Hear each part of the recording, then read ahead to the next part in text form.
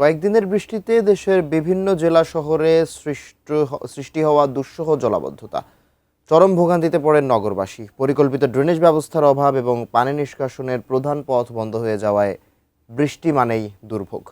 পৌর কর্তৃপক্ষের উদাসীনতা ও নিষ্ক্রিয়তা নিয়ে বিস্তর অভিযোগ ভুক্তভোগীদের। আমাদের প্রতিনিধিরা জানিয়েছেন সেই জনভোগান্তির কথা। ডেস্ক রিপোর্টে বিস্তারিত। বৃষ্টি হলেই পানির নিচে তলিয়ে যায় কুমিল্লা নগরী। সড়ক যেন নদী, চলে নৌকা প্রধান সড়কে। গত ২১ জুন বৃষ্টিতে সড়কের পাশে জমে থাকা পানির নিচে ড্রেনে মায়ের হাত থেকে ফসকে পড়ে মৃত্যু হয় স্মৃতি নামের ৮ বছর বয়সী এক শিশুর। আর এই সোমবারের বৃষ্টিতে কোমর সমান পানি ডিঙিয়ে ভেজা কাপড়ে পরীক্ষা দিতে হলো এইচএসসি পরীক্ষার্থীদের। এই পরিণতি যশোর শহরের বাড়িঘর, এমনকি হাসপাতালেও ঢুকে পড়ে পানি। দুর্ভোগের চরম অবস্থা।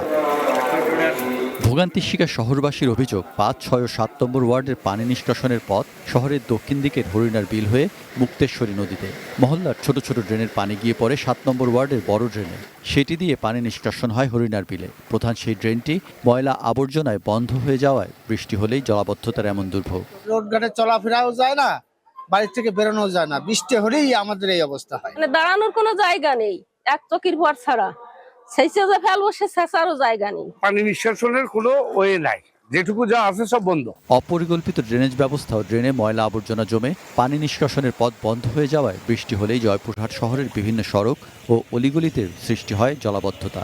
বিশেষ করে বর্ষাকাল আসলেই এমন বানভাসা দৃশ্য দেখা যায় শহরের মাদ্রাসা রোড, বঙ্গবন্ধু রোড, শান্তিনগর, সরকারি কবরস্থান সড়কসহ বিভিন্ন এলাকায়। দুর্ভোগ সইতে হয় স্কুল কলেজগামী শিক্ষার্থী ও পথচারীদের।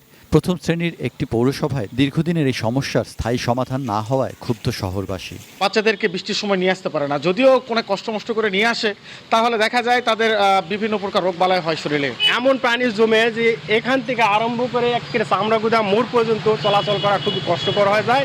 অদূর ভবিষ্যতে জলাবদ্ধতা থেকে নিষ্কৃতি মিলবে আশ্বাস দিলেন এই কর্মকর্তা। এর মূল কারণ হলো আমাদের যে ধারণ ক্ষমতা ড্রেনের অল্প সময়ে অধিক বৃষ্টিপাতের কারণে কিছুটা জায়গা আমরা পানি জলাবদ্ধতার বিষয়টা দেখতে পাই। আমাদের পৌরসভার টিম এ বিষয়ে কাজ করছে। Saikat Dasgupta, desk report, ATN news.